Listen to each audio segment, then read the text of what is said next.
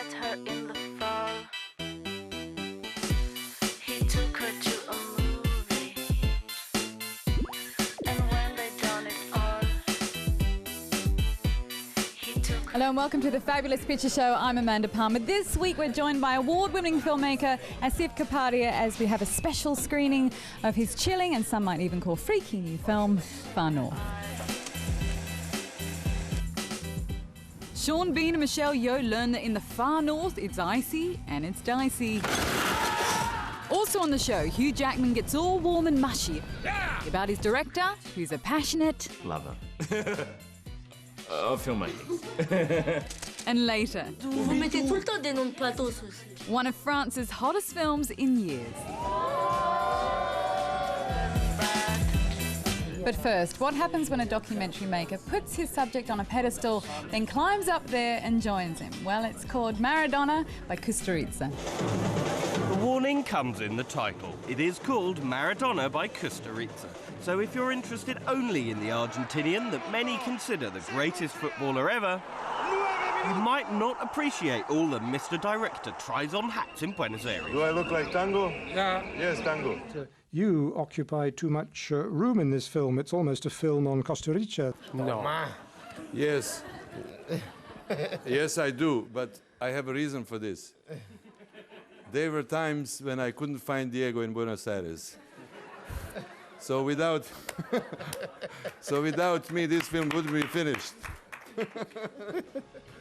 When not adoring himself, Kusturica's camera traces Maradona's 2-year recovery from podgy drug abuser to trim, outspoken and worryingly influential political pundit. I think he's the only footballer who gives you a sense of wider life perspectives than football. Nadie más que Mir.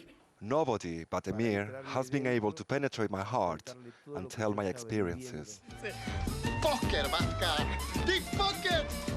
Maradona! It's not surprising that Kusturica found a soulmate in the impetuous Argentinian. Para mí es un orgullo como argentino poder ir en este tren para repudiar a esta basura humana que es Bush. This 2-time winner of the Palme d'Or recklessly promotes his own contentious views at any opportunity. Present time we are in Serbia. If you say don't bomb us, they say this guy is nationalist. So how did a Bosnian Serb with the Muslim name Emir, raised in the multicultural haven of Sarajevo, end up spouting Serbian nationalist rhetoric to the creme de la creme at Cannes? In 1985, he won his first Golden Palm for the tragicomedy When Father Was Away on Business.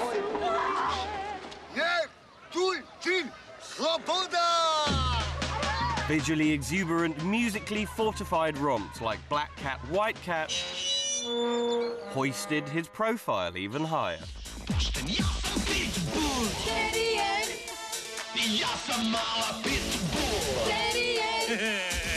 His epic Underground spans Yugoslavian history from World War II through the Bosnian War. It won him a second Palme d'Or. His one English language film, Arizona Dream, exposed the paltry side of Johnny Depp.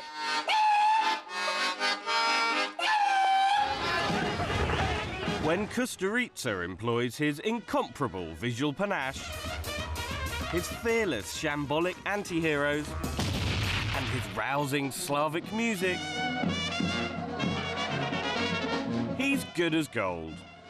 But when this born-again nationalist starts to stir up ethnic animosities... Kosovo is equal to Sudets in Czech Republic before World War II. When he lets his own awesomeness become the story, he can end up scoring an own goal.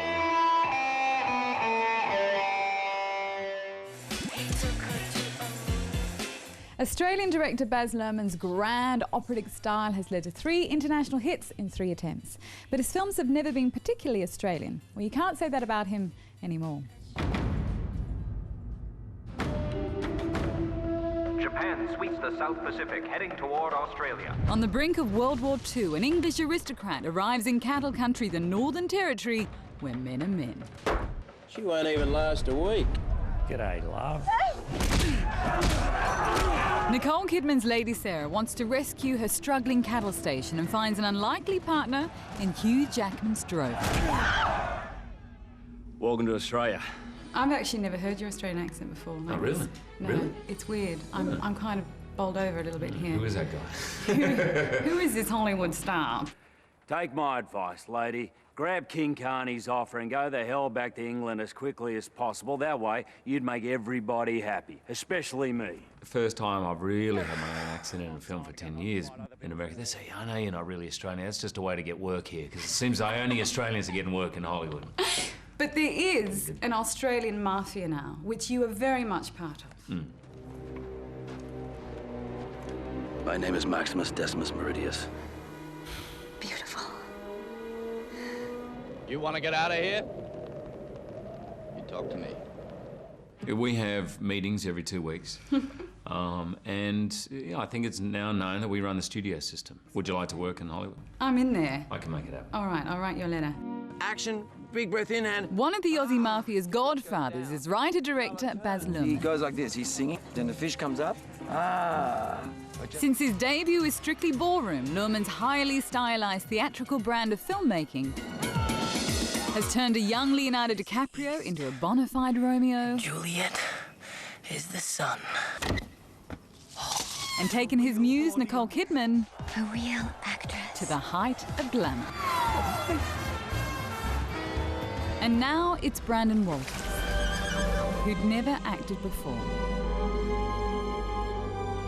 His innocence and purity has had such an effect on people around the world. He's probably the most talked about Australian in the world at the moment, little Brandon Walters. Them white fellas call me mixed blood.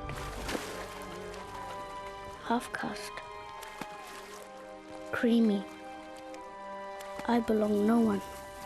As the film's narrator, Nulla allows Luhrmann to deal with Australia's dark past. Help me! This is my child. The forced removal of Indigenous children from their parents. Mrs. Boss, don't let them take me away.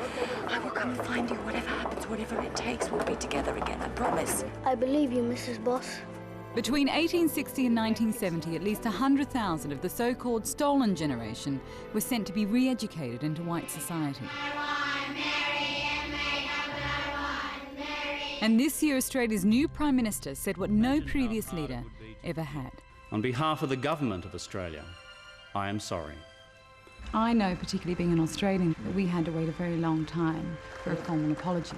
I wondered whether you and Mr. Rudd did have a little chit-chat on the phone, because he comes He said, out... listen, man, I'm going to make this film, so you better come out. But you started No. making the film in 2007. Yeah, that's right. He did this in February 2008. Yeah. It was my aim to make this huge, broad entertainment, but put right in the middle of it an extremely important social issue to our country, and to tell it in an entertainment so that not to be didactic about it, not to point the finger, but so it could not be swept under the carpet.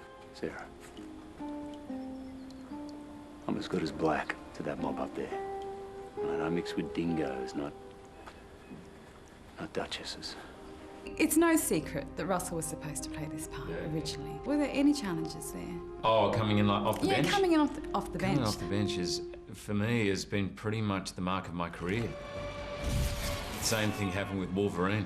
And unless you feel like you can make it your own, I never really go for it anyway. And the other thing is, when things didn't work out with Russell and I was given the part of the drover, at this point I'd read the script was incredibly different. Baz likes to mould the role around your ideas, and so, I mean, Russell could have, of course, played it. It would have been brilliant, but it would have been a very different part than it is now. Probably not as well defined. Oh, I don't know. he's a great actor. He is, no, and you know I'm not talking about the acting. Oh, I see, right. And Kidman wasn't the only co-star to notice. I'm Hugh Jackman. He's got lots of muscles and stuff. I like to work with him too. Mr. Drover, Yeah, there's only one tent. that's right. For the four of us. I read the reviews before seeing the film, and there weren't quite a few critical ones. I can honestly say, and I hate to go to the world of sycophancy where entertainment journalists often live, but I loved it. Oh,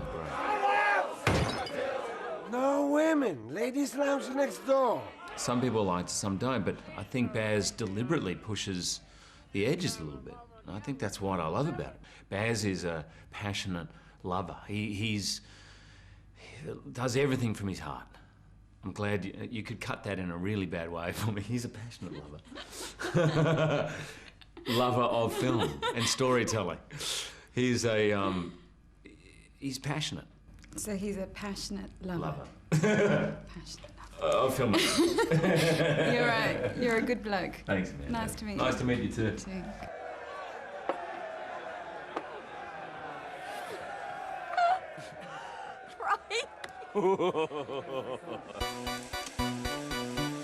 In part 2, we're screening Far North. I've got the filmmaker here now to see if you managed to convince Sean Bean and Michelle Yeoh into going to the Arctic. I mean, when I met with them, I spent half the time trying to ask them to do the film and the other half trying to warn them not to do the movie. But you managed to talk them into it, and living on a Russian ship of some kind too. Yeah, we were all based on a Russian icebreaker, so there was no escape. We'll find out more about that in part 2.